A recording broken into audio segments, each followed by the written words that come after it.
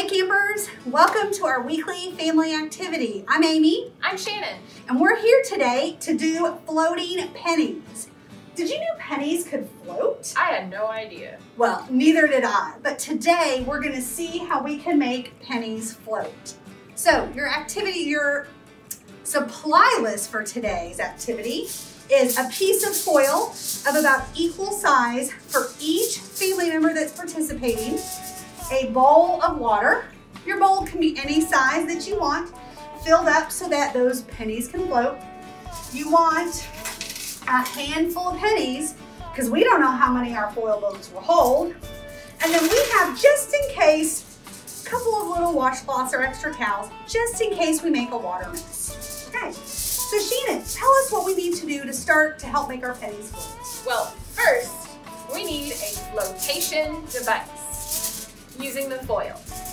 So we'll take this foil and make a boat, make a tube, make something that can hold these pennies. It can be whatever size you want, look however you want.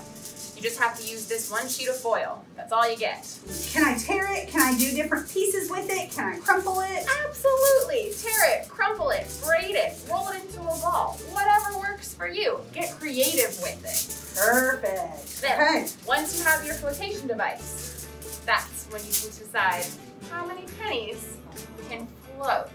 Okay, so we're gonna see how many pennies will float on our boat. On the boat. Okay, sounds good. So shall we make our boat? Let's do it. I have never made a foil boat before in my life. I can't say that I have either. Now, have you ever made a cardboard boat? Cardboard boat? I've never done that before. I have heard you can make cardboard floats. I guess if cardboard floats, foil must float, right? Now, while we're doing this, before we put the pennies in, are we allowed to test our boat in the water? I don't know. That's a good question. That might be a family rule. Ask your family, what do they think? Make sure everybody is on the same page. Take a vote if maybe people want to vote different ways and see what people think. Oh, man. Okay, we'll take just another minute to make our boats. And then we'll put them to the test.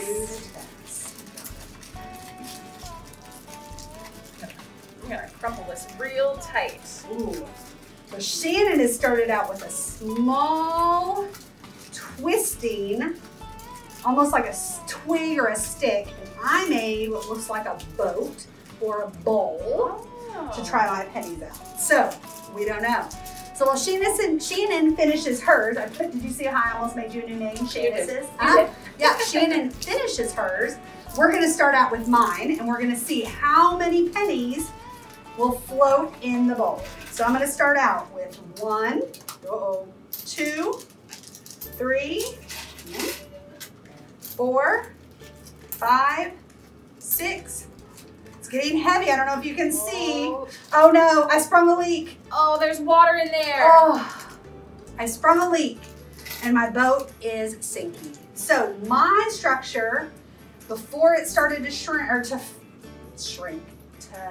sink, I'm having trouble with words today. It took 6 pennies before it started to sink. All right, your turn, Shannon. My turn. I went with more of the rectangular approach. We shall see how this plays out. Yes. Put it on the water. Uh-oh. Uh-oh.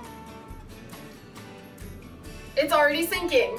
There's a leak. There's an engineer failure. Sprung a leak. Oh, So no. the great thing about this game is you can adapt. So maybe that was round 1 and we tested. Mine held 6 pennies before it sprung a leak. Shannon's had a leak right at the beginning. Womp womp. I know. And so now we're going to go to round 2. Your family can take the time to readjust their boats.